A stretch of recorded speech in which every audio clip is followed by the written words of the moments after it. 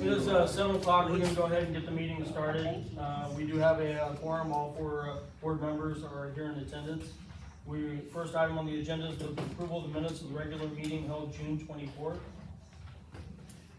I need a motion to approve those minutes as written. I'll make a motion. Second. Motion's been made and seconded. Is there any discussion on the motion? All in favor, say aye. Aye. Aye. Thank you. Minutes pass. We had a request to speak, Karina and Dawn both. Did you want to speak? Sure. Dawn is homesick, so she won't. Okay. So I requested to speak about the rate increase.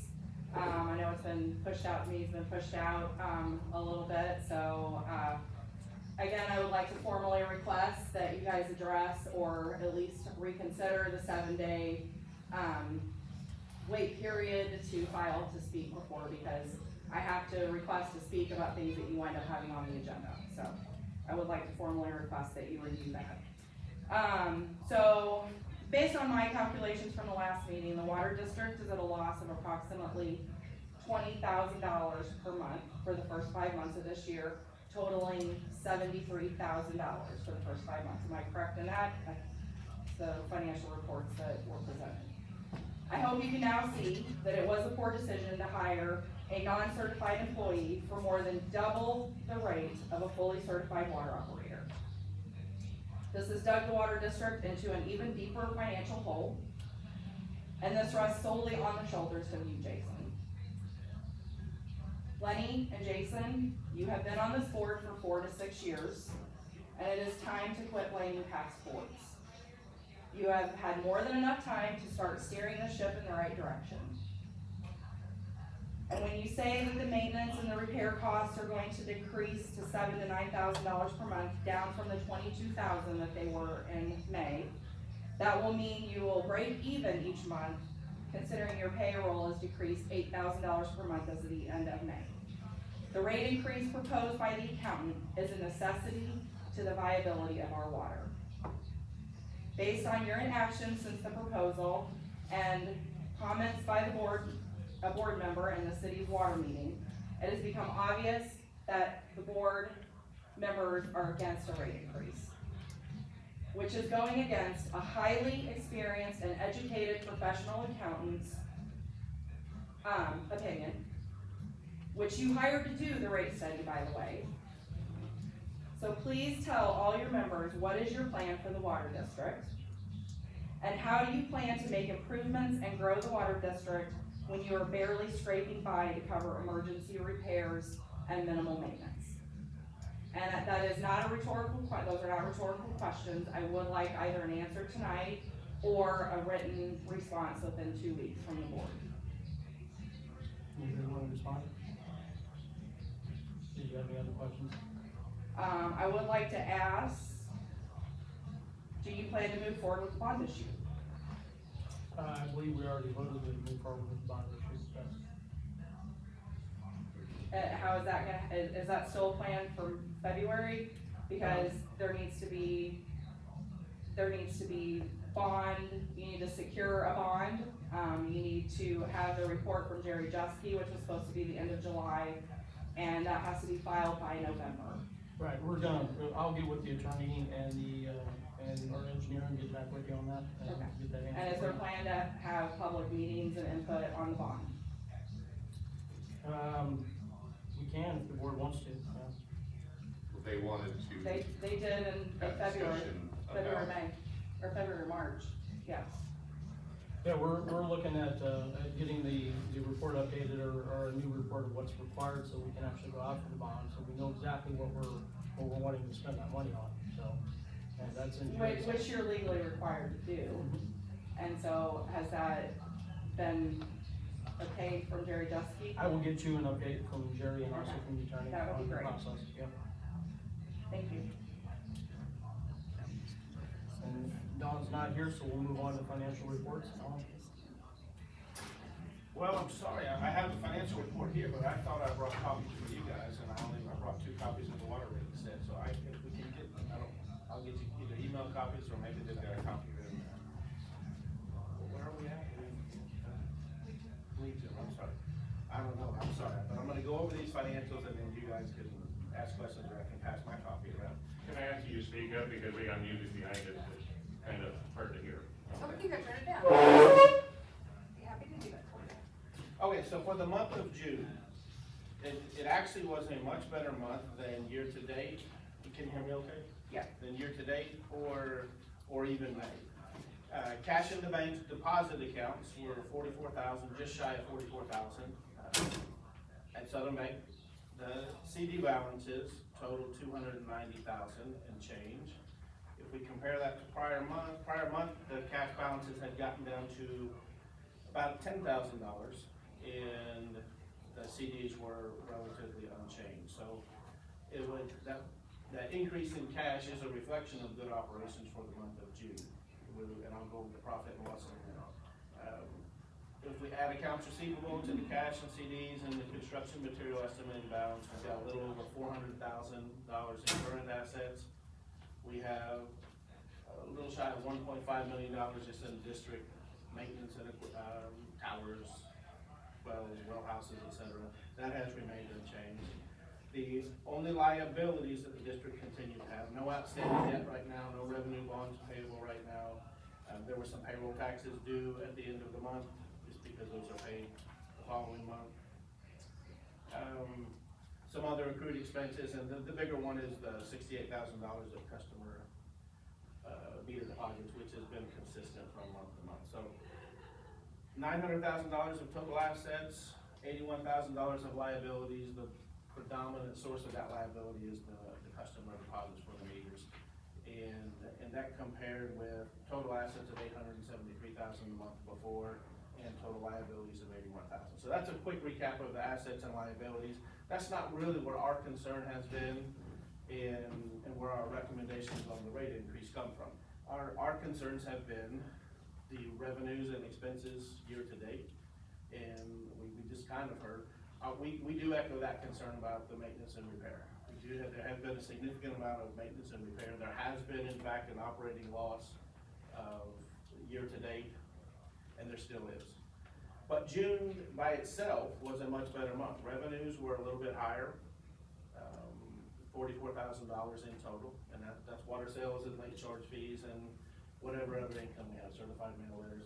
The predominant source of that, 98% of that or so, is certainly water sales, and that was an increase, which would reflect probably higher usage for a higher usage month to be expected. So a good month, I don't know that will be sustainable for the rest of the year, we'll see. But it was certainly good for June.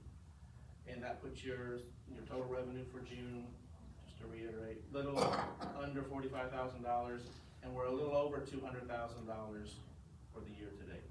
We expected, I wasn't part of the formal budget process, but looking at your historical financial statements, we were expecting / hoping your annual revenues to be between $375,000 and $400,000 for the year.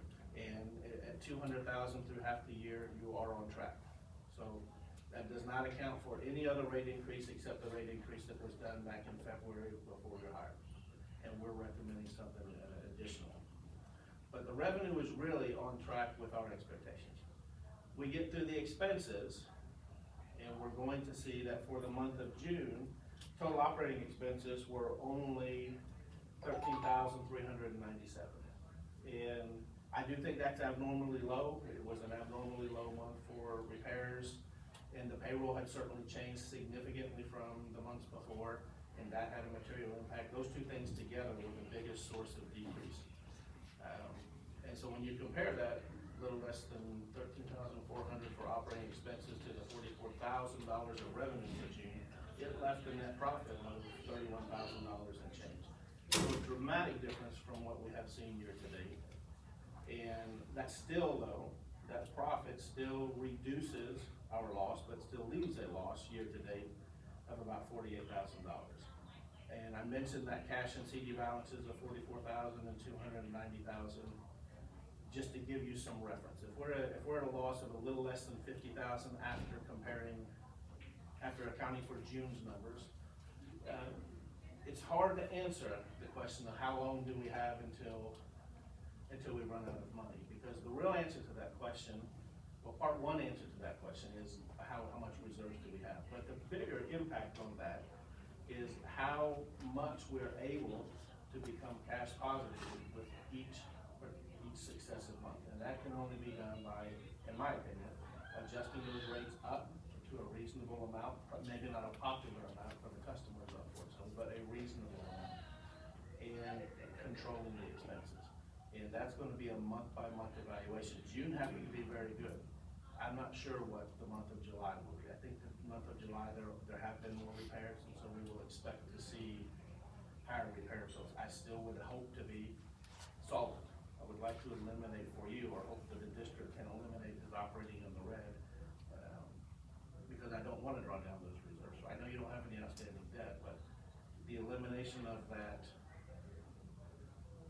answering the question about how long can we stay solvent is really not a question I would like to be involved with every month. I would like to see the district increase their rates to a reasonable amount and aggressively control the expenses to the extent they can, so that the reserves are the reserves, and we're no longer worried about how long can we be in business. We're saying, what can we do to increase the cash reserves so that we can use them for your reserves, or for unexpected expenses, or for paying debt service. So June was very good, profit of 31,000. I don't know, it clawed us out of the hole, but it still is out of a loss overall. And one thing I do think, we're crossing the line a little bit between accounting and operations. And so I don't have any expertise in operations, but it certainly does, the operations certainly do have an indirect impact on the accounting, because I see the financials. And I do think, and would continue to recommend, I think I did last month, that we establish, or the board establish, a formal process for evaluating every repair that comes up.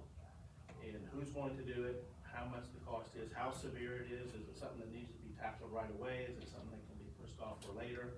Without that, I think if you use a shotgun approach to every leak that comes up, and I'm not suggesting that's being done, I'm not attacking anybody for repairing anything, I just can see from the big picture. If I compare the system maintenance and repair expenses for this district to other districts we have, I would see other districts budgeting anywhere from 10 to 25% of their total budget annually for maintenance and repairs. And we are at a position where we're a little over 50%.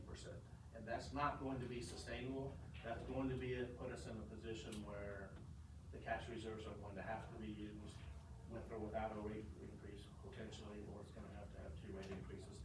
So the best way, in my opinion, to say we've got an aging district that's going to have a lot of leaks in perpetuity probably, is to establish some criteria, some set of steps that we go through to try to identify how serious the leak is, how it needs to be addressed, instead of just doing them as they come. And that may be in place now, I don't know that it is. So that's why I say I'm speaking a little bit out of turn and out of my expertise, but I know that's going to be a critical piece, because that is by far the biggest single expense, and it's the one that we get out of hand.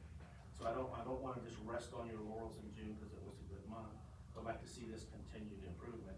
And I do not think the results of June, unfortunately, are a justification to not implement a rate increase. After the last meeting, or I'll wait until that's up on the agenda. Are there any I know you don't have these, I can pass these around, but are there any questions on that presentation? Any questions about the revenues and expenses? No. Financials, okay. What do you feel the rate increase should be if there was a rate, another He's rate? gonna go. I have over a all that. separate packet for that Okay. one, and go over that. And I've looked at that a couple different ways. I know I didn't see it the last meeting, I don't know if I Right. wasn't here or whether you weren't, but I presented a rate increase. I read it. Okay, and the reason I think for the delay in implementation, at least as I understood it, is we wanted to look at it a couple different ways. Is I just kind of said, we're gonna keep the base rate the same, and we're gonna increase the usage rate. And so subsequently, I have looked at it several different ways. What if you keep the same recommendation I had? What if we increase the base rate, but decrease the usage rate? It's different variants of that. And that's what I have to present tonight. And we'll get And you also have some comparisons from other water districts. And I also put some comparisons for other water districts in there, local water districts. Do we have any questions as far as the financial report? I got one. So the rate increase would basically be to keep the, PWSD solvent. I don't know that I could say that. I mean, if we look at, I mean, certainly the rate increase in my mind would be, really one of three things. Yes, to ensure solvency could be certainly one of them. But in my opinion, really what that rate increase would do is get this district in a position where it's adding to the existing cash reserves it has, number one, positioning itself so that if there are unexpected expenses, and I would expect them to be a major leak or something that pops up that probably is not gonna be cheap to fix, to have them be able to self-fund that without creating a financial crisis. That would be the second component for me. And then the third component, which may come to the forefront fairly quickly, is have enough reserves to allow it to pay the debt service that will accompany any revenue bond that is approved and the money is spent on that. I can't predict what those debt service payments would be because we're waiting to see what the engineer comes back with on what are the needs of the district. And until they do that, I'm afraid I can't project what the total cost would be and therefore what the debt service payments would be, et cetera. But those would be the three components for me that the rate increase will establish. The reserve fund, allowing an allowance really for unexpected major repairs and allowing debt service. I don't think it's not on the precipice of failure. The district is not on the precipice of failure, but it is at a point where something needs to be done, in my opinion, to adjust these rates. And it's not having disregard for the customers. I do feel it for the customers, but I think an adjustment needs to be made to protect it and ensure. I wouldn't argue if you say solvency, but I would just say continued operations in a sustainable way. I don't know if that's semantics or. Thank you. Part of the, significant expense in the early parts of this year was we did bring John Dowdy on, we did bring somebody on that had identified a lot of the repairs and corrections in the water system that were required, and so we did spend a lot of money in the first half of the year trying to fix a lot of things. We got our water loss down quite a bit. We got a lot of repairs that eluded us, leaks that eluded us that he had found. So, the first year and the second half of the year should not look the same, just as a result of the fact that we were playing catch up, so. But, I hope that's the case, but we're in a position now to monitor it every month and see. right. So, I need a motion to approve the disbursements of $13,397 for the month of June. Make a motion. Motion's been made and seconded. Is there any additional discussion on the motion? No. All in favor, say aye. Aye. All opposed? Thank you. Operations report for June, Mona. Okay, for June, we did have several repairs. Part of it is a result of the ground starting to dry out since we had all the rains. We also had, some pressure issues that we addressed, and we found that several customers had bad PRVs. Luckily, we've gotten it slowed down on the changing out of our meter batteries.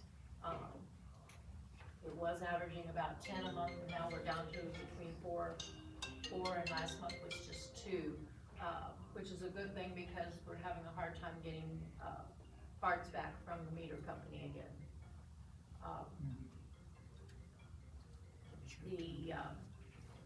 The PRVs have given us a little problem this last month, and hopefully we've got that straightened back around. We did several repairs today, and I know people say, well, you hit us with a whole bunch of outages here and there. But part of that is because of the scheduling of our contractor that comes in to do the repairs. And we try to get as much as we can done in one day, so that we don't have them coming in more than once to give us that setup fee and all of that. So, well, today we did 4 repairs. We had outages periodically, but we also in the process have added some, isolation valves. So we have been able to cut down some of the area that we are shutting off. So hopefully that's, improving in that situation too. Mona, in the first half of the year, how many, I'm not gonna hold you to an exact number, but how many isolation valves do you think, we put in when John was on payroll? As well as the additional PRV work? I think probably more PRV work was done, in the first part of the year than we actually did isolation valves. I think we've been, doing more of those as the year has progressed. I know we've, added at least 4. I know that doesn't sound like a huge number, but, It helps cut down. it helps cut down on the area that we're shutting down, and anytime you can do that, it helps. And, as far as leaks are concerned, we have found a few that have been ongoing for quite some time, and thankfully we are gradually pinpointing those. We did purchase a, listening device earlier in the year, and it has been invaluable. That has helped us research. Well, just today, we located 2 leaks up on Ridgetop that we are going to address the first of the week. And we also, was able to pinpoint a leak that was, right at a meter pit, so we didn't have to dig up the whole yard. So that, I think was a good thing. And as far as, the alerts and stuff, I'm gradually getting to where I can get them out faster, and hopefully, show you where they are being shut off. I apologize if I miss somebody because I, don't quite look at the map quite far enough, but, I try to tell you when we're going to shut it off and when we've turned it back on, so. As far as, leak is concerned, whether it's a good one or a bad one, today, one of the leaks we fixed was, just a little puddle down in the ditch, and when we opened up the, ditch, it was spraying all the way around a 4-inch pipe. So you can't always tell by what you see on top of the ground as far as what's going on underneath it. And, I know, anytime you see water, it seems like it should be an emergency, but, most of the time, they're not what we would consider an emergency, so we turn them in the, regular locates, and that takes 3 days before we can, have that all clear to know that we're not digging into electric or communications, and going to cause a problem for the operator of the, equipment. So, it's not that, we aren't concerned about it, it's just that sometimes we have to wait. And, if it gets to a point where it's, worse or doing more damage, I have upgraded them to emergency status. In relation to, upgrades in that, whenever we cross a street, if it's in the middle of the street, we're gonna go all the way across, and we're gonna sleeve it, so that we don't have that, problem in the future. As far as upgrading the size of the lines, we cannot upgrade the size of a line unless we have engineering already done and in place. We can repair it, we can replace it with the same size, we can replace it with PVC versus, galvanized, but if it's, you can't take a 2-inch line up to a 4-inch line, or a 3/4 inch line up to a 1.5 inch line. You have to maintain what is there, Appreciate it. okay? And I do have, the July ones that we had completed, in the packet also, but, I do not have the July operations report per se, We'll have a meeting in a few months, so we'll. because I just didn't have time to get them today. Okay? Any questions from Mona?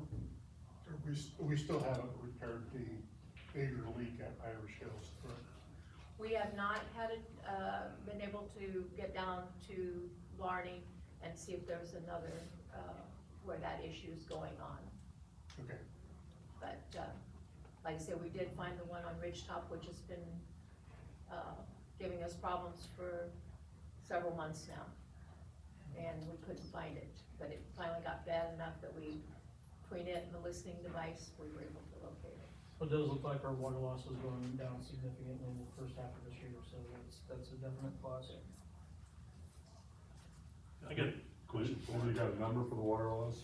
I think in June, we're at 48%, where we have been historically up around 70. Is that known and unknown? That's, known and unknown, yes. But it's also flushing. So what are the raw numbers for sold and pumped for June? For June, your pumped was a total of 11,797.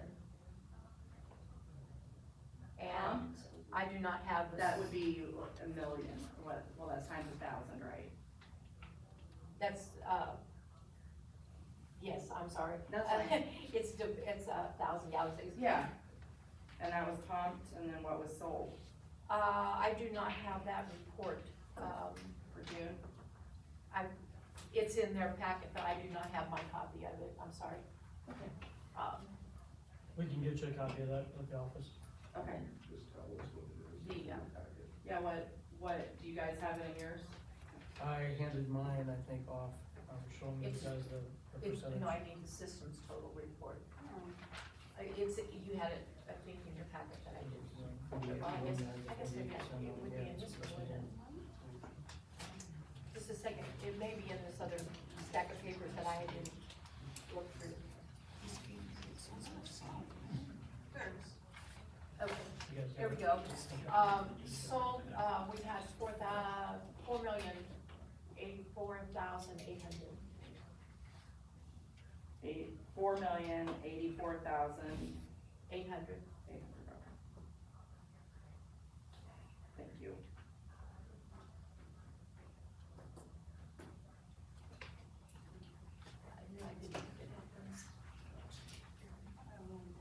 Any additional questions from one of the Yeah, the board? question I had, if I understood right, your payroll expense is down, correct?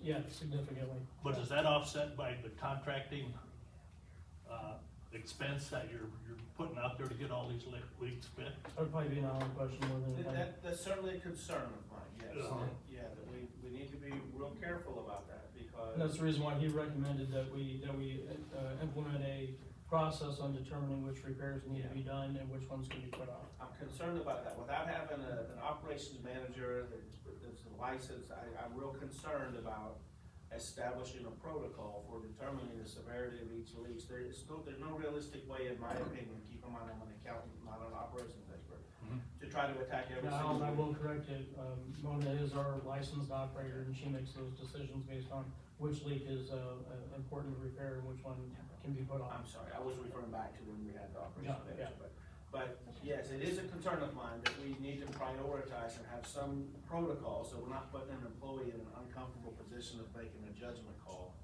every single time, because yes, that could get us in a bad spot. So the contractors are basically out of contract. No. And they're emergency, they're all emergency. There's no contracts in place. We have a rate guide for each one of those and. So there's no bid process on the repairs or anything? No, a lot of these repairs are done 3 or 4 days, a week or so after we discover them, so you can't really go out to bid for that. Yet, I disagree. Okay. And I've mentioned this a million times. I'm a buyer for a utility. Right. You can set up contracts with fixed pricing, you can set up multiple contracts, you can have signed agreements with fixed pricing so that you can call them in order to see who's available. So there's absolutely zero excuse for not having contracts in place. And it's a liability for the district not to have contracts in place. I do think that those are part of the protocols I'm interested in, and I know I'm crossing the line a little bit on operations, but I will be happy to work with the district to do that. I do agree that's important, to say, contain the cost to the extent that you can, knowing that you can't completely control it in any case, but you can try to take the steps that you can. So this whole conversation is part of my concern about getting some protocols in place to establish the severity of the leaks, the schedule for fixing them, and the cost you will incur to hire a contractor to do the repair. I don't need to butt in on that. No, that's fine, Alan, I appreciate it. Whenever we have a leak, I always determine whether it, like I said, whether I feel that it's an emergency that needs to be fixed like that day, or if it's something that can be put off for like, till we get the locates. But as far as any leak is concerned, especially if it's on our side, we have to get that repaired, because if that system goes down and we suck dirt and everything else back into our water system, we're gonna have a problem not only with, the leak, we're gonna have a problem with DNR and everything else. So, as far as the leak is concerned, my goal is to get it fixed as quickly as possible. I do try to take into account for, the cost of, like I say, whether to call in an emergency or not. And I very rarely call it an emergency to where we have to have the contractor come in, on a Saturday or a Sunday. But if it's necessary, then we would. And I think that anybody who's got a leak and it's going up against their house and into their basement is going to want me to get it fixed right away. In those contracts, you can have emergency rates established as part of the contract as well. One of But those are already there. Right, one of the things I'd like to do is, the water district directly to the south of us, Moark, they have some of these set up, some of that process set up. I'm gonna try to get down there with Amanda and talk with Jennifer and see if we can't, duplicate some of their methodology, because they've definitely reduced cost overall for the water system, so. Anything else for operations from the board? I believe that's it. Could I, just to calculate the numbers for Charlie, so sold versus pumped, it was a 64.37% There's loss. several other numbers in there, like flushing and those type of Which things you too. didn't get. Right, And we can and get you so that. this is just the Flush raw too, number, yeah, this is yeah. the raw numbers, and that's what I was saying, pumped versus sold is 67.37. As of May, correct me if I'm wrong, it was May when you guys readjusted how you calculated, and they pulled the known leaks out of that overall loss. So that's where you were seeing that 70% loss. So when you compare apples to apples of how they were calculating it in the first part of the year, there is a little bit of a decrease, so maybe there's a few percentage point decrease. So now we're comparing apples to oranges at this point. So just know that when you're looking at the report, that they're now pulling Karina, out. I assumed you were asking us a question, you're presenting. I was so. clarifying for Charlie because Right. the We're gonna report move on to wasn't old business, which is revisit the rate increase. Alan, you're back up again. All right, did I pass around copies of this as well? Okay, and I think you got this via email. We also had it in our packet to preview. Yeah. I think I added a page to that comparison page, I probably might have said that. Okay, well, the only difference between this and what, we discussed last month, or whatever the last meeting date was, is I've looked at several different options. I think and my recommendation actually has not changed. Now, the recommendation, it's the board's decision, not mine, so I just tried to arm you with, you got a cover letter here and a table of contents, and so you can see the methodology. And I'll go over the methodology quickly, and then you guys may have had a chance to look at it, so you can ask me questions. I looked at 4 different options for you. The first option was to leave it at the rate increase that I previously suggested, which was, I think, $26.38 for the base, and $8, I switched it from hundreds to thousands. It makes really no difference to the customer, except maybe a small timing difference in the bill. $8 per 1,000 gallons of usage. But I also did not include $1,000 in, I'm sorry, 1,000 gallons with the base rate. I just don't think this district is in a position to give any of the water away. And if the average usage for the customers right now, and it is somewhere around 3,800 gallons per month, if we're giving away $1,000 with that, 1,000 gallons. I'm sorry, whatever I said, 1,000 gallons with the connection fee, that's giving away, I hate to use it in that term, but we're giving away nearly, well, more than 25% of the water for each customer. And if the district could afford that, then I would be for it. Some districts do that, and you're going to see in the comparisons, a lot of the districts that I compared do have 1,000 gallons in their base rate. We'll look at average bill for that. Statewide, I don't think you will see that trend. I think you will see that not a lot of districts are able to give away 1,000 gallons with their connection fee. And it's really the smaller districts that are hit the hardest with this, because there are not as many customers, and therefore there's not as much revenue to, I don't know if the word is give away, but to be as generous with the customers. I did look at it both ways. So option one was no 1,000 gallons with the base rate, and the rates were $26.38 and $8. I looked at option two, which was raising the base rate to $29 and limiting the increase on the usage to $7 per 1,000 gallons. And these were arbitrary. I just was trying to get some difference so you could see the impact on the revenue. Another option I did was reduce the connection fee, the base rate, to $23 from $26.38, but increase the usage rate. And then option four was a slight increase, $28.29 for the connection fee and $6.75 for the usage. And the only reason I did that is that was the average of the other districts that we had, that I looked at. And so I only did that to see what would happen to your district if we took the average of these other districts. That seems like a fair and plausible way to do things, but we have to remember, every district is very unique, and they have their own set of operating system, they have their own challenges, they have their own ways, so it's probably not as practical as it sounds at the outset. But those are the four different ways that I looked at that. You've got the calculations, but I can summarize it for you fairly quickly. And you guys can take a look on page 3 in your packets. And all four of these were looked at with not 1,000 gallons included with the base rate. And right now I'm projecting, maybe optimistically, but we'll monitor month to month, that you can try to operate solvently, just break even and limit the loss for the rest of the year. With that may be optimistic.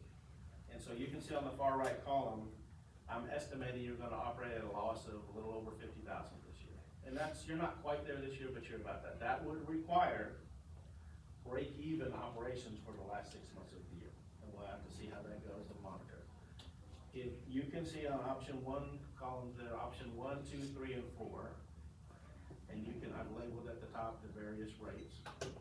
You can see that the rate that I'm still recommending, which is an unchanged base rate of $26.38, with an increase in usage to $8 for every 1,000 gallons. That would generate, after taking into account the changes in payroll, and I have budgeted, again arbitrarily, $10,000. Not really arbitrarily, because I have other districts that I can use to get this data. So when I say $10,000 a month, no, I can't say that that's what this district can do. I am at a loss, because I'm not an operations expert, on is the money that you're currently spending excessive, or is the system in disrepair to the extent that these costs are needed? That's just gonna have to be a month-by-month evaluation, and you can now see I'm reinforcing why we need to have the protocols in place to try to limit that cost. But at any rate, option 1 there, which is what I'm recommending, should generate another $116,000 of revenue. 168. $116,000 of revenue rounded. And you can see option 2, 3, and 4 respectively generate $113,000, surplus, 111,000 surplus, and 98,000 surplus. I bring that to your attention only because you can see there's not a huge difference. If the board has a philosophical reason for wanting to adjust the base higher or lower and adjust the usage higher or lower, it's welcome to do so.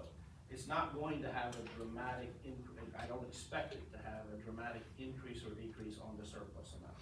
It would just be on how the board feels about adjusting those particular rates. The highest rate actually, by coincidence, is just what I recommended, and that's not the reason I recommended it. I recommended it last month without doing these additional calculations.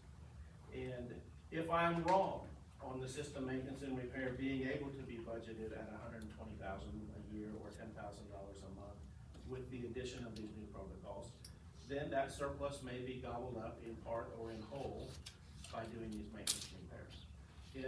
If we are able to spend less money on repairs and maintenance by introducing some protocols and monitoring it, then this should be that surplus designed to do those things I think it was you asked the question earlier, to just increase the reserve, to have some capacity or some buffer for unexpected expenses, or to prepare for the inevitable debt service that will accompany the revenue bonds. And that would be my goal for the district.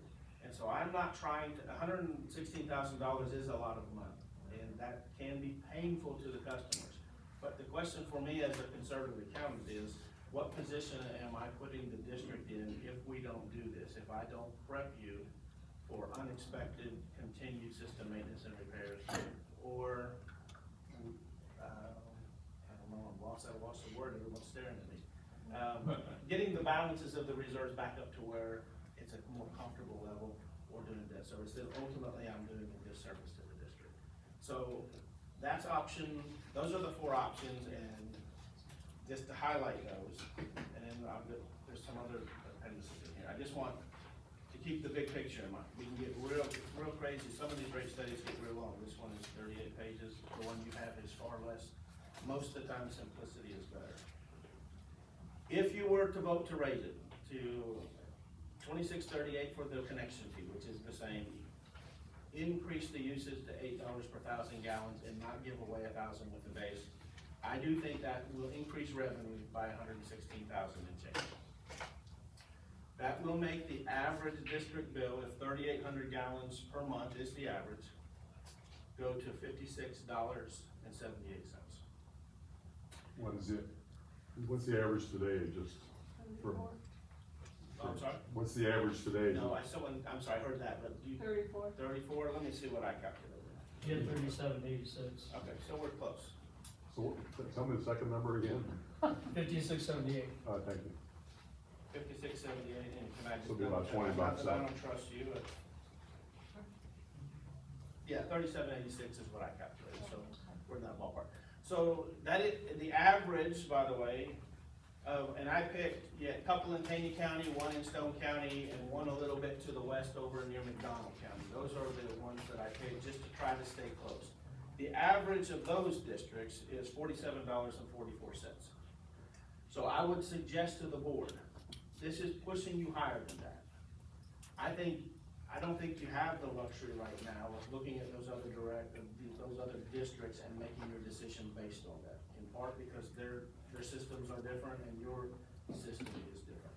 Also, there is a little bit, there are probably some sins of the past that was probably for very good intention to keep the rates down for the customers.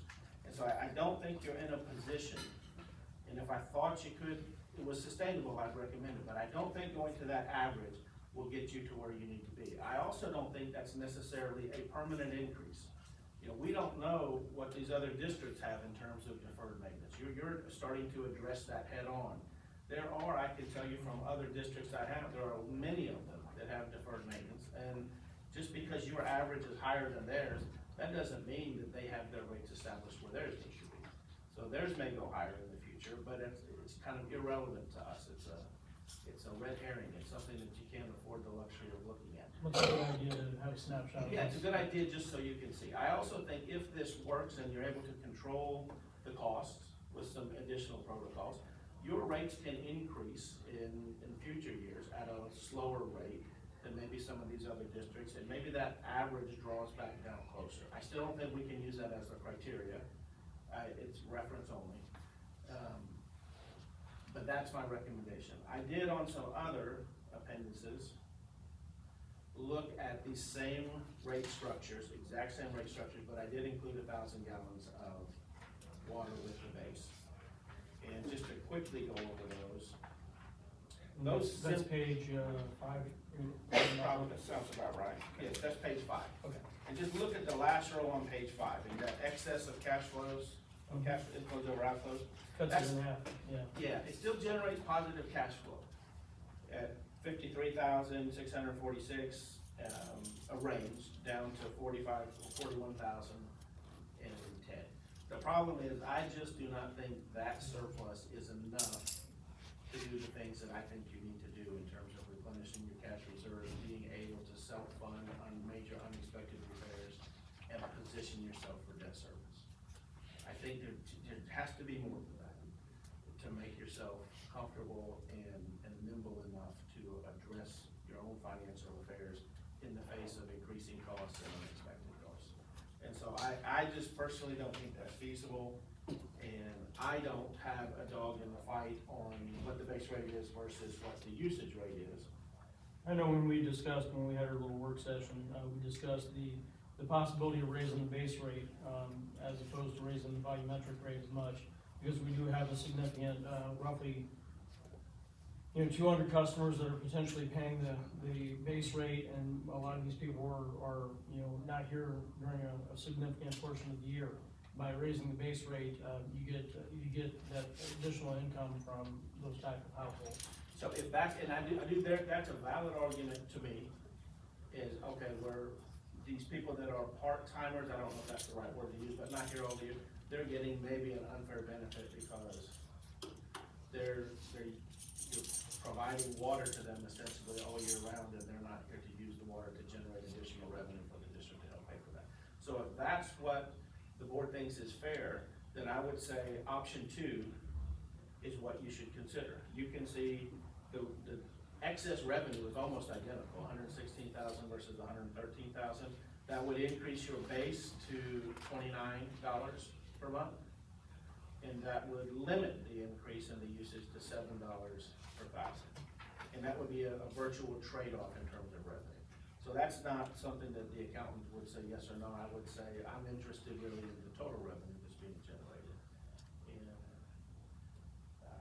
And that's really that. I mean, I'll be happy to answer questions. I don't mean to jump all over the place with it, but I wanted to give you at least the highlights and try to keep the big picture, but I'll go into as much detail as you want if you have questions.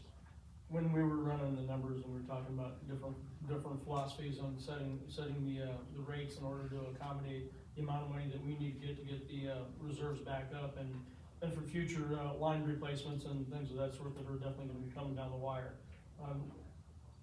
We're looking. My idea was the additional base rate, increasing the base rate, so the volumetric rates is not such a big jump. I'm kind of leaning more towards, in my own opinion, after looking at the numbers, and we kind of preliminary did the numbers when we were crunching it, as option 4. Your volumetric rate's not increasing that much. Your base rate's increasing roughly just under $2. It still generates a significant amount of revenue for the water district, to start rebuilding some of those reserves for future line replacements, possibly bond issue payments. And it's not a massive jump, but one of the things that when we brought Bill on, our attorney, was that we need to make sure that we're adjusting a cost of living increase every year, which hadn't been done in the past. It was done this year at the beginning of the year, but it needs to be done every year. But I think this rate here would get us to where we need to be, in my opinion. But some of these guys may be seeing this concept, this philosophy from the time they got their packet on. We do have another meeting in a couple weeks because this one was postponed. I would suggest that, unless you guys are ready to vote on it today, I would suggest we put this off for 3 weeks until the end of the month when we have our meeting. That gives you guys time to look over these numbers. If you do come up with any additional questions for Alan, you can reach out to him. Is that appropriate? I mean, Well, my personal opinion is, and certainly if you want to take the time to review it and you have legitimate questions, and it certainly has a big impact on the customers. But I certainly wouldn't go past the August meeting, because every month that is slipping by, a lot of revenue is slipping by. I would also, not to disagree, but when we look at option 4 on this list, Mhm. that is the one that's generating 98,000, and that average is about $47. That puts you in line with the average of these other districts. But that is about, a 20% decrease in surplus revenue compared to the option I You suggested. said the option 2 would be your suggestion. Well, I said option 1, but option 1 and 2 to me are very, very close. I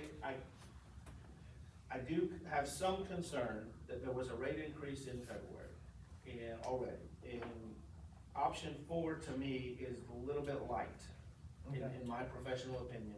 And the only thing that's gonna happen is I'm gonna be sitting here in a few months, if I'm still here, if I'm not terminated by the board, and recommending another rate increase. And at that point, we're gonna have rate fatigue by the customers. I think just addressing it, using the calculations to support the method, using the calculations to support the decision by the board, and making the decision and move on, uncomfortable though it may be to the customers. I think that is the safest way to ensure that the district maintains solid financial ground. And at the end, providing safe, reliable water consistently to the customers is what the district has to do. And I think there needs to be. So you're looking at option 1 or option 2 as your two? I think those are the two Depending on best which options. philosophy you go on the Yeah. base rate. Option 3, I don't see any reason to decrease the base rate. I did that just for illustration, but that you can see, that doesn't, none of those options 1, 2, and 3, that doesn't change much in terms of total revenue. When you go to option 4, which was only used by me for illustrative purposes to calculate that average, it does reduce it. So I would have some discomfort with going down that low, although I do understand why you would want to. And it's ultimately not my decision. And as far as waiting, I don't see waiting, and I mean, it is a very big decision and potentially a significant rate increase.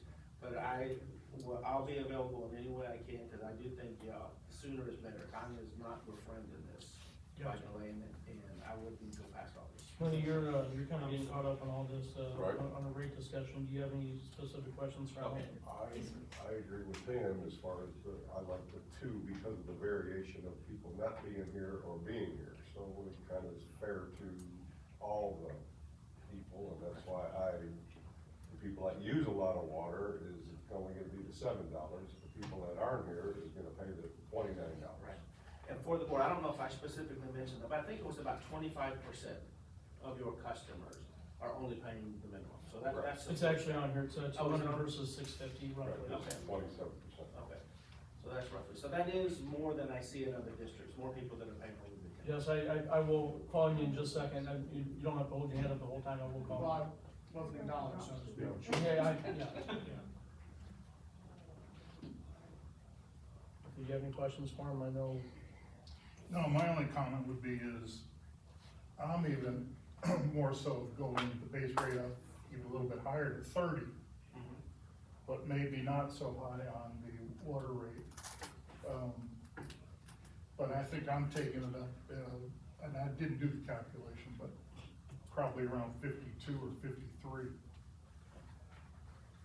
52 or 53, what? for the average bill. Oh, for the average bill? Well, that's easy enough to calculate, I can just circulate that and do that calculation and circulate that anyway. You said. Because I think that taking the base rate up 30 in the even in the slower months when we're not using as much water, we're gonna make more income because of the 200 or so homes that aren't here and they only pay the base. And when you say 30, what did you have in mind for the incremental rate, for the usage rate? Probably 650. well, you would look at, if our goal from a financial standpoint is hit that 110 to 115,000 surplus range, then we would, if the base rate was at 30, it would be a mathematical calculation to figure out what the volumetric rate would be to hit that same number. And so it'll be, I'll start it, I'm sorry, you say 650, 675? 650. 650. I can try that, and then I'll do a little either side of that to try to hit that target and send it out in advance so you guys can either have questions or vote on it at the next meeting if you're so inclined. So is everybody kind of feeling that heading down the option 2 is the best avenue that would generate somewhere around 110 to 115,000 excess revenue? Is that kind of the direction you're? I like option 2. James? Well, I mean,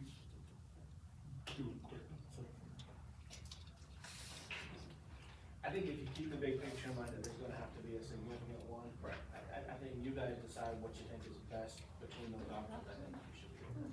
And then we move on to phase two, which is trying to get some protocols in I place. think he's doing the calculation right now, with that volumetric rate would be at the same max, the same. Alan, I wanna thank you for going through all this. I mean, you worked on, you had a rate study spelled out, we came at you with some other ideas, and you were able to recalculate out a lot. Oh, you're welcome.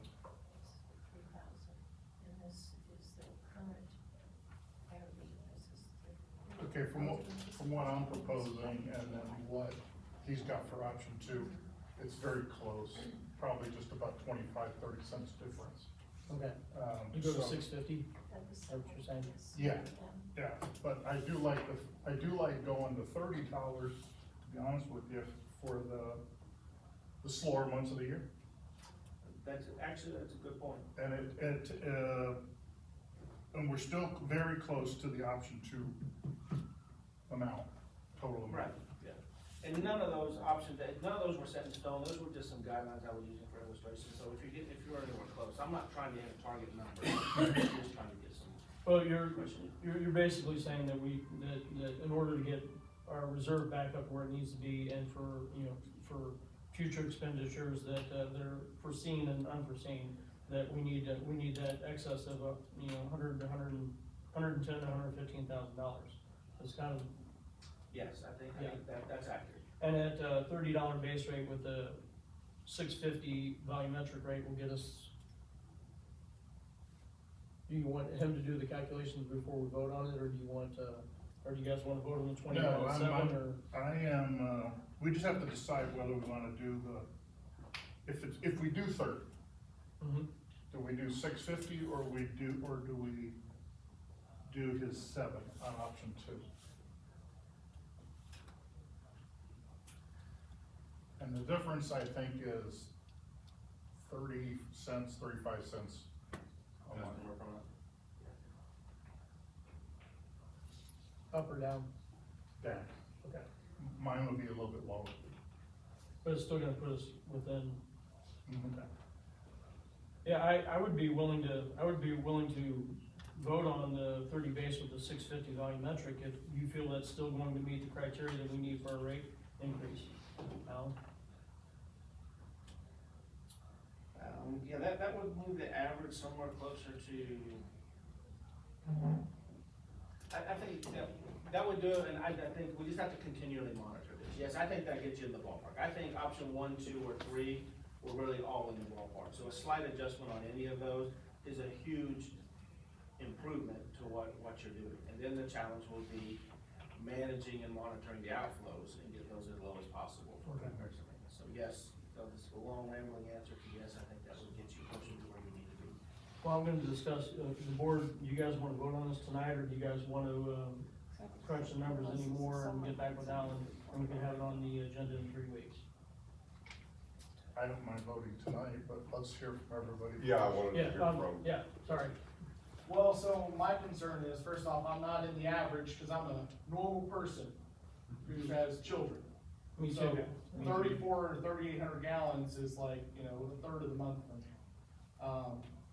Probably actually a quarter of the month if I'm looking at my last thing. So for me, there's this huge increase, which is fine.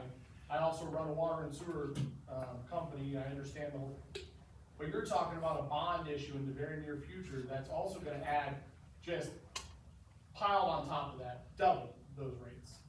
And so my concern as a district member here is, our only option moving forward is to raise our rates from anywhere from, I don't know, I'm guessing it was like 12 to 20 almost dollars, Depending. right? And then in the very near future, if you guys have your way, add a bond issue which will raise our rates double. Hey, have you guys even looked at what those bond issue, what that liability on an annual basis of what you're I gonna don't- pass on to us is? I don't believe we would have the bond issue without looking at all the facts and figures, based on Engineering study. the engineering study and, what we could get in grants, or low-cost loans.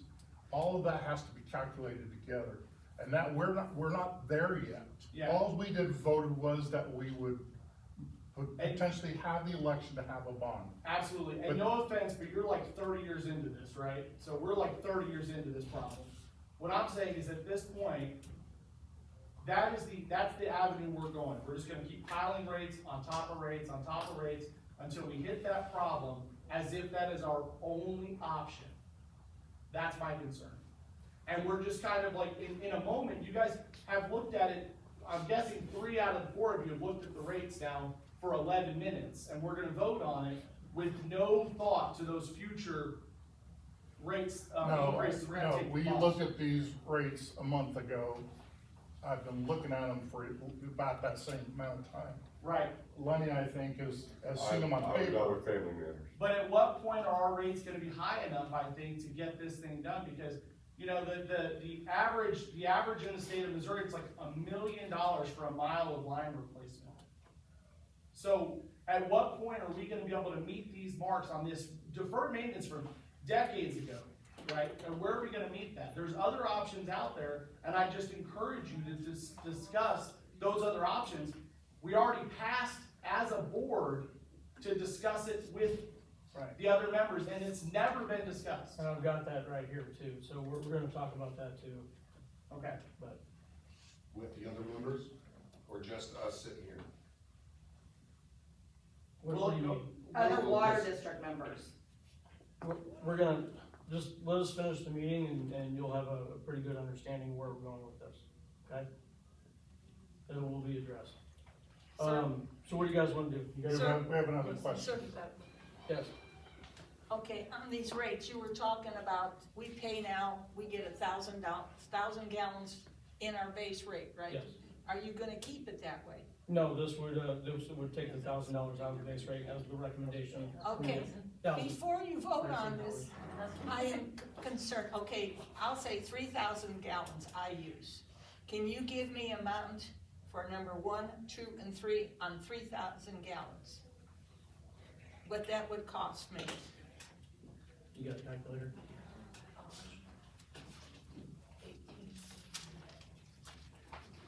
If we do the $30 base rate with the, $6.50 per 1,000 gallons, 650 times 3, 19 plus 30, that would put you at $49.50. Option 1 would put you at 42.38. 2? You said 3,000 gallons, right? Right. Okay. Oh, sorry, you're right. So 650 times 3 would be 1950 That's for the Plus- $30. plus 20, plus 30 would put you at 49.50. Okay, option number 1 for 3,000. How much would that be? You just told me. No, that's $30. That was option 2.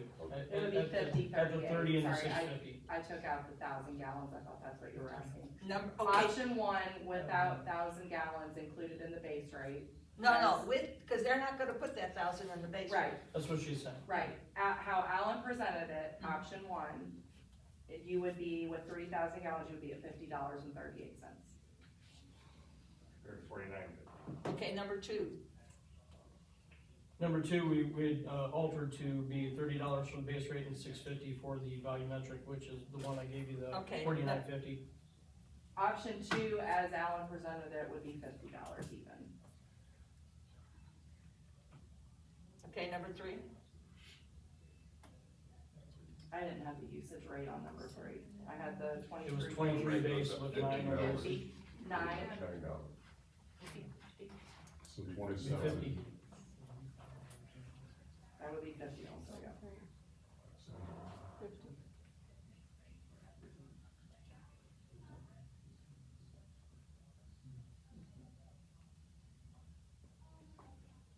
And the adjustment, I don't know if you got it, but the adjustment that they made 30 base with 650 usage would be 49.50. Right, So you're number pretty- 3 was how Right much? at 50, it's right at $50 either way. It's 50. And then option 4 would be $48.54.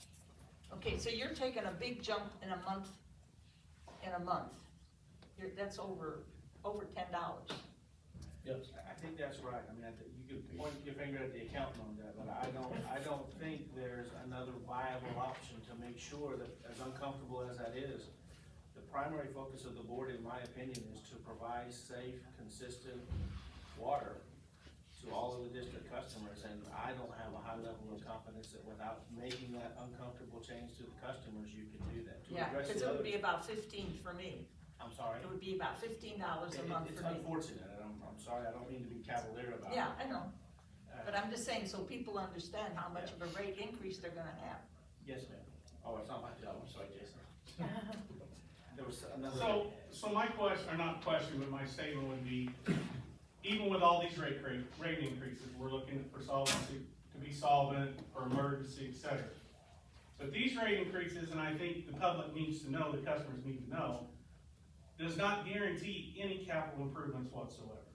That is not a guarantee. It will provide us, revenue above our expenditures, so we would have money to put in the bank in order for capital expenditures. I don't think either one, I've heard kind of two, I don't think it's at all, I guess it's to the board, I don't think it's I agree with Bob, it is way too soon to tell that the rates will have to go up to $100. I think that would be a premature statement, I think that would create unnecessary. No, I was just talking about with. No, I know, I'm this rate. sorry, I was addressing it. Yeah. So no, what it does to me is, yes, it generates an extra stream of revenue that is substantial. It also puts the burden of responsibility on the board to manage as best they can the expenditures of the district to ensure as much money of that as possible drops down to the bottom line, which be revenue and surplus that can be used to fund debt service or can be used to fund its own capital improvements. There's no way for me to pinpoint exactly what that can be right now. But I certainly am not sitting here in fear that the rates are automatically going to go up $100 based on a revenue bond, because I just don't have that information, and I wholeheartedly agree with Bob. We don't know. I agree, and taking the revenue bond out of it, as Yeah. a professional who does this on a regular basis. $100,000 increase on the revenue is not gonna take you anywhere in capital improvements. Yes, you're gonna be able to do a little bit, but a significant improvement to this district and what it needs, it's nothing, $100,000. Well, I can't answer that, because I don't know what the district needs, because I haven't seen an engineering report, so I'm helpless on that. Can you remind me on the debt service, cause when the bond issue was being discussed, you had said other districts that you worked with that had debt service, that at around a $10 million bond, what was the annual debt service gonna be? What did I say? I don't remember. It was off the top around of my- 300,000, three to Okay, that wouldn't surprise me, the which interest is rate- our current revenue Right. now.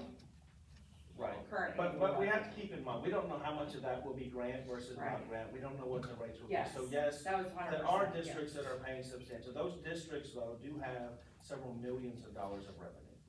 So you are right, but I mean, I don't wanna just lump everybody in together, because I just don't have that information. And I will say, I believe the district needs a rate increase, obviously. I do believe that. But I just wanna make sure that the customers in the district understand that it guarantees nothing other than just the continued operation of what we're currently doing. Well, I think that's accurate with all districts, actually, I think that's accurate for this one, but I think that's accurate. But not at a 70% loss. There's a difference. At a When 70. you have 10 to 15% loss compared to a 60% loss, Are you talking that's a water water loss? loss. Water loss. That's, you're not comparing apples to Yeah, but apples. I'm not commenting on that, but yes, I do agree that the water loss is a continued, something that needs to be focused on, certainly. A rate increase at this point in time is going to make you comparable to another company coming in. I think at some point in time, you guys need to sit down with the district people and make them aware that there are other options other than just what you have now, I agree with you, absolutely. so. So, what do you guys wanna do on the rate? Do you guys wanna adopt a rate increase tonight, or do you guys wanna put it off for the 3 weeks and, give you guys time to ask any additional questions with Alan, or review what's there, come up with any modification suggestions? What's your input? Either direction, I mean, I can definitely gather some questions together and all that, I mean, as a family with kids, Lenny, I'm gonna lean more on you, because you had family issues that kept you out of the loop there for a little while. Like he said, we need a rate increase no matter what. Right. You know, I mean, it's inevitable. I think there was one more question, Jason. I'm sorry, did we overlook you? Well, I just wondered why it wouldn't be more feasible to just raise the base rate, you know, your flat fee, anywhere from $5 to $10 a month, and let it go at that. And not worry about, you know, usage and that kind of stuff. To me, that's simpler and easier. And it puts some of the burden, more of the burden, on the people who don't live here and only come and visit their houses a couple of times a year. And that was one of the reasons why we had discussed when Alan and I worked on a workshop to increase the base rate rather than just the volumetric rate, which was the original proposal, in order to accommodate some of that, so. That was just my only Yeah, question. there is no easy, I don't think there's an easy answer to that question. I'm And we sorry. are a unique community because of that, because of the fact that we have so many Yeah, it's people a that have challenge. seasonal homes. It's a challenge. Now, an opposing, I don't have, like I said, a dog in the fight. An opposing argument to that would be that there is more wear and tear on the district's components, structural components with the higher usage.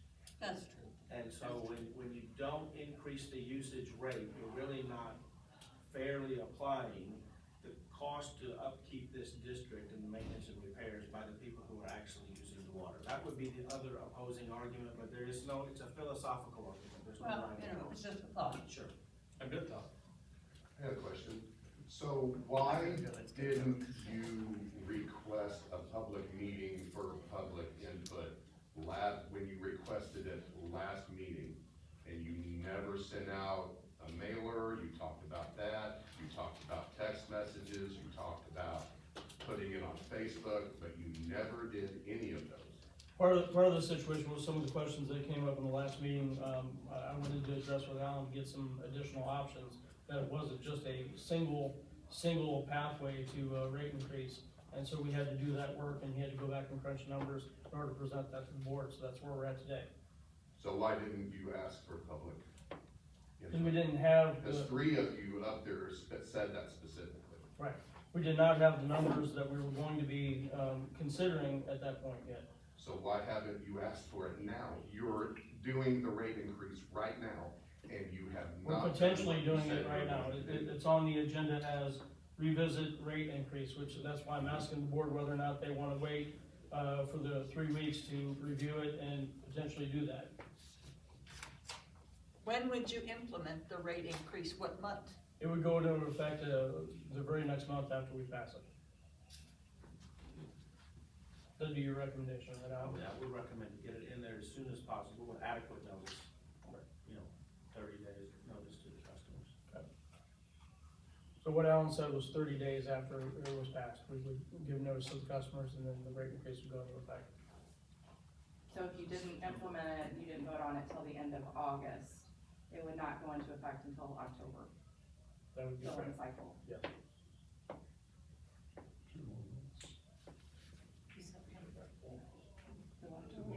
There would be some value in September. Well, but you would have, if you voted on it the end of August, you give 30 days notice, so then that next billing It'd be cycle. October billing cycle, she's right. Yes. Yeah, she's right. And But it so, would be for the month of September, yes, yeah, because The we're a October month bill. behind. yeah, but the October bill, so.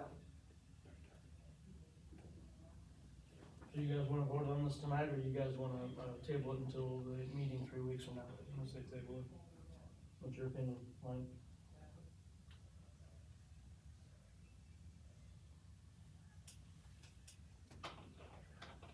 Let me just ask this, are we looking at primarily option 2 with the $30 base rate and $6.50, which is what Bob had, recommended? Well, we're only 30 or 70 cents difference on all three, Right. you know.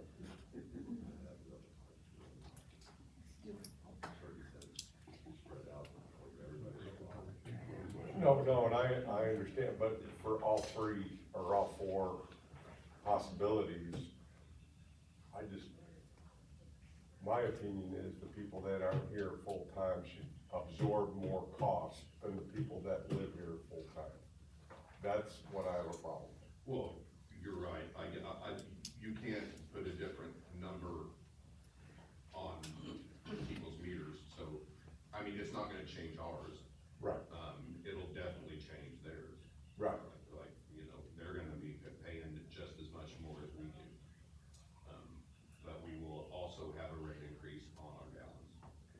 that's what I'm having a problem with, is like I said, the people that live here, they deserve a break, and the people that don't live, they could care less if their water bill is $100. How many years of breaks do we get? I understand it, right, and we figured out there was like 28% of the people aren't full-time that was in our community.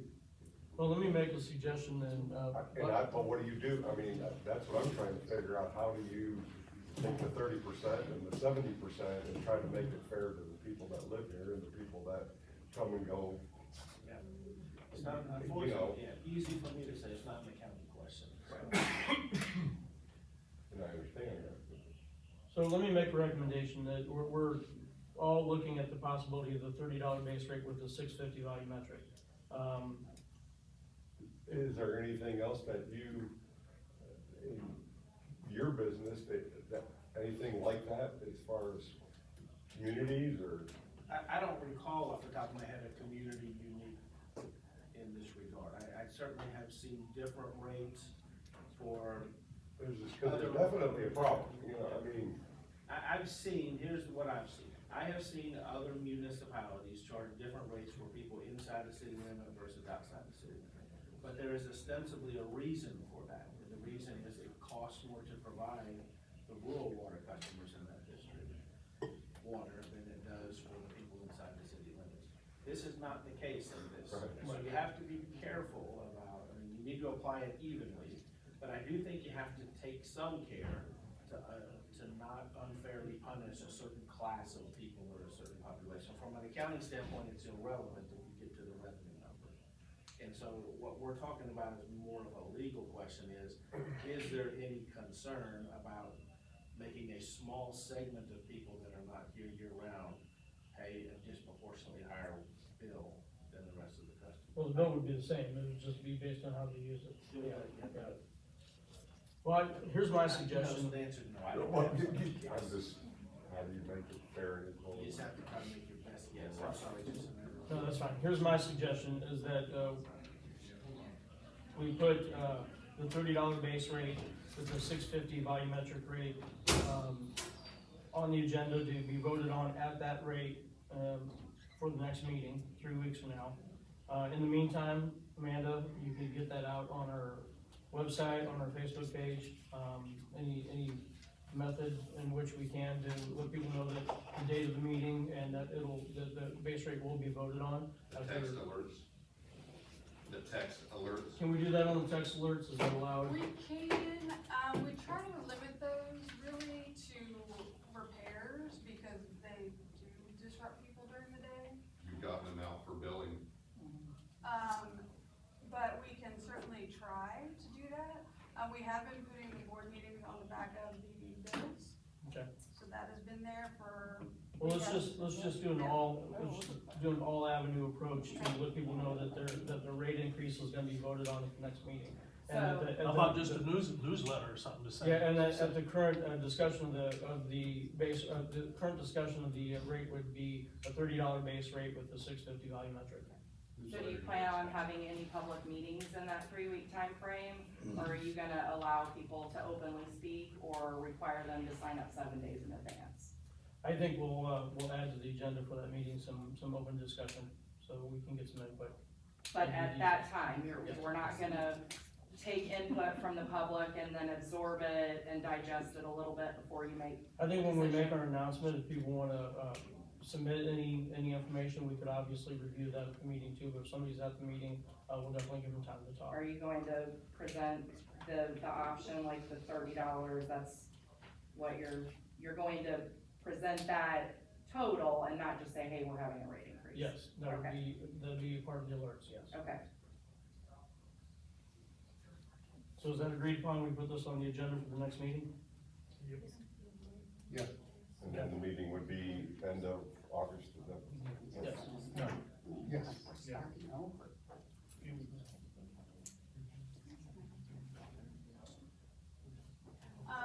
The alerts are limited to a number of characters you are allowed to put in there. Mona and I are trying to figure out the number, I think it's like between 150. It's either 150 or 250. Yeah, it's not a whole lot, it's not a lot of characters you can put in there. put a we'll definitely, do our best to get it on there though. Yeah, we could do a web link to the announcement on the website. There's like 586 that get text messages out of the 800 and some customers. Well, we'll do that, plus on the Facebook page, plus on our website, that'll definitely help, so. Great. I thought maybe you could put it on the web page itself, and that way Yeah. if you open it, they're gonna see that right away. Right, okay, great. Okay, so under, new business, we have, proposed changes to the contract, and you were referring to the Yeah. contract that we have customers sign. and we have a Right, couple of and it's contracts. just a couple little things that Mona and I have noticed, and we got MoArcs on there. Basically, just initialing, if you have too many return checks, you can't write us a check anymore, blah, blah, blah, the initial page one, we get their email, which is really handy. And then MoArcs has a really nice, office use area where it's water deposit, meter setting fee, new service, all that type of thing, which would be just easy to have in the office on the contract. So it's just little stuff that we can run, by bill to make sure it's all legally formed and set. But as long as you guys are okay with that, there's nothing life-changing or new, just basically email. Yeah, I'd say submit that to Bill, and Okay. if he's comfortable with the changes, we'll present it for the next board Okay. meeting and have those approved. Anybody have any questions in regards to that? Okay. I'm sorry, I'm gonna step on your toes. Well, you're fine. Let's go on to item number 2, which is, goal 2 of the short-term planning. Yeah, so and I was, resources policy. So I was gone, obviously, in June, and so we were trying to figure out, some PTO and stuff like that, and so I started looking, and we have things kind of all over the place, and, I can't remember, it might have been, Mr. Gardner had mentioned it to me at one point about the short-term plan, and how we had, a goal in here to get a human resources policy. And so I didn't know about how you guys felt about starting on that. Basically, I would just get a rough draft, I talk to MoArc, kind of get theirs, go from there, then we can kind of adapt it and adjust as we feel necessary. Yeah, I think that'd be a good idea. We do have a policy handbook, Okay. but, it had been modified, about a year or so ago. The board member that was, working on that is no longer on the board. Okay. We may be able to reach out there and get the notes from that, so that might also help. But, rather than reinventing the wheel, I Right. think looking at MoArc's setup would be a good idea. Okay, yep. Alright, yeah, that was basically all on those two. So, Okay. I'm done. I just wanna address our board, I'm sorry, go ahead. I missed you, I'm sorry, No worries. go ahead. Just may I suggest if you're trying to get the word out about your next water board meeting, you'll be having the newspaper. You're with the newspaper, correct? If you can give Amanda your contact information, we'll get it out to you, for sure. Thank you. I'm gonna address the board a little bit. I attended a meeting at City Hall, that the city had put on in regards to water consolidation and water issues within, the city of Kimberling City. Quite a few years back, I don't remember the exact year, but we did a water consolidation study. I was actually involved in the city government at the time. I was very much for the study and very much for, coming up with a consolidation plan for the water districts. Same problem that the city was presenting, was still the problem back then, that, we do have, I think at that time we had 8 or 9, I can't remember off the top of my head, number of water districts that were actually in the city. It prevented cross connections and various other things. During that meeting, I noticed that other than Mona, me, and Bob, there wasn't really anybody that I saw there that was from any of the 7 water districts that was at the meeting. I didn't actually get an invite, I saw it on Facebook. So I think going forward, if we are gonna talk about trying to consolidate and look at other options for the water districts, not just ours, but all of them within the city, to better the water delivery system within the city, I think it would be best to get all those players, all 7 of them, together and actually discuss it collectively on what that would look like. We are the only water district, to my understanding, in Kimberling City that actually reached out, or actually had a conversation with Missouri American Water, which is one of the entities that would be able to hypothetically if we dissolve, take over the water district and, provide services. They're also the second largest player in Kimberling City in the water business. I have in front of me the letter of intent, that the board of directors did enter into and there's my signature on the bottom of it. I did vote no for it, but, at the time, because I didn't know what the expenses were gonna be, and there was a few things within the agreement, that I disagreed with, and they did modify the agreement, to the point where I'd sign it. In this You had to agreement. sign it because the board voted for it. Yes, but I did sign it. In this agreement, there was an exclusivity, section in here that, lasts for a period of 180 days, which is far expired from when, Missouri American entered into this. When we had discussed with Missouri American in regards to this was, they were gonna gather information. We provided them with, multitude of packets of information as they requested it. After they compiled that information, they were gonna take a look at whether or not they were interested in the water district and come back to the board and discuss that with us. Amanda, after she got on board with us, she reached out because knowing that this document existed, she reached out to Missouri American, to the two contacts that we had. And, that's my knowledge, neither one of them were with Missouri American anymore, correct? Mona did find contrary to that, with Okay. one of them, yes. Okay, so my thoughts are, especially with getting the feedback from the public at the city meeting, two things I would like to see happen is that we start discussing with other water districts, our district as well as other water districts, what's the probability of water consolidation, whether it be under Missouri American or somebody, as far as they are in the water business in Kimberling City. So as the city did say, they would probably either be us or them would be the two entities that would be most beneficial to do the consolidation under.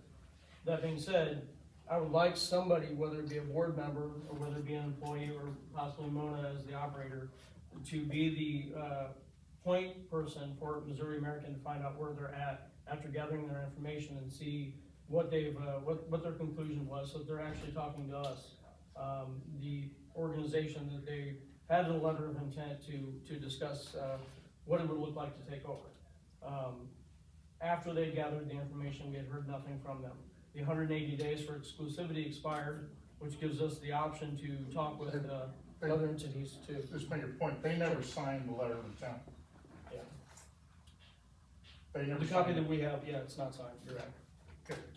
So, but at any rate, because we were in discussion with them and because there is some interest in the public to look at all avenues, which is our job up here, look at all avenues to do the best we can for the water district's customers, because that's ultimately who we answer to. I think we need to at least reach out to Missouri American again with a single point person within our company, our organization, in order to see where we're at on this and what, if they come up with what it looks like to proceed forward. Does anybody have any suggestions on who should be the point person from Missouri American so we can continue? And this point person would also not only be from Missouri American, but possibly the ability to discuss with some of the other water districts their contacts too, what it would look like. Anybody want to take that on? Jason, I did reach out to try to get a hold of the one person we found, but I did not get an answer. They weren't in the office, so Okay. I'm not sure that, where that will go. But I did leave the number for him to call me back. Okay. How long ago was that? About 1 o'clock. Oh, today. Yeah. Okay. Okay. So, And, my main thing that I was, contacting them for was because in the, PSC, program, where they filed for their tariff rates increases and stuff, Missouri American does have a current rate, tariff, that was supposed to go into effect July 30th of this year, which was going to raise all of the,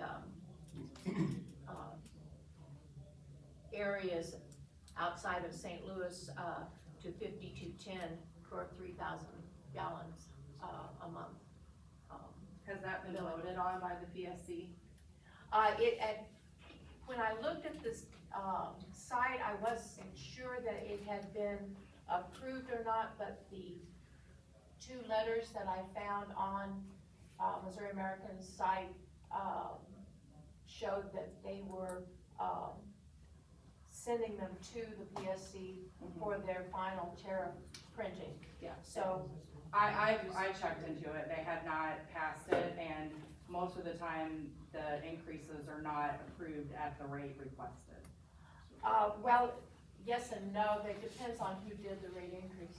I cannot, we've talked about this before, I cannot for the life of me understand though, why are we having this discussion at this level and not putting it out to the members? Mona, no offense, but you don't pay a bill here. Why are we putting this out to the members for them to discuss the options? Because at the end of the day, the Because we board, don't know what the option is. All they did so far was just gather information. We need to have that discussion with them But on the what that rate- looks like. yeah, but this focus on the rate increase has one purpose, and that's to say, look what they're doing, big scary company, look what we're doing.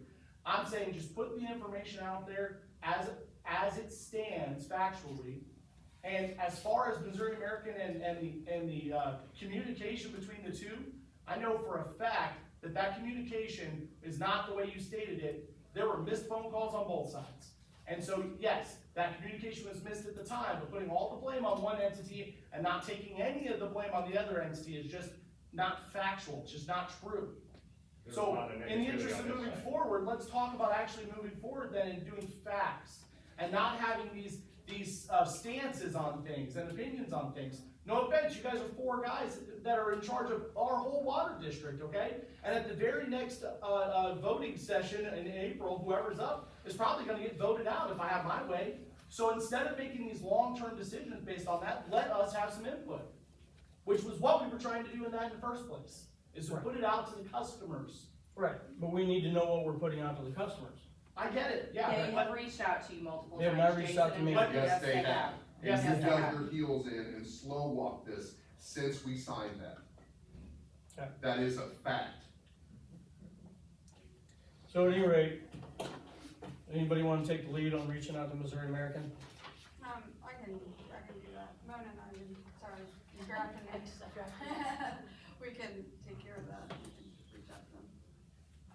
Okay, just keep me up to But date on just, I was just trying to get a clarification as to whether this tariff had passed or not. It has not. And so I was not trying to say that it had, it just was, I had reached out to try and clarify that.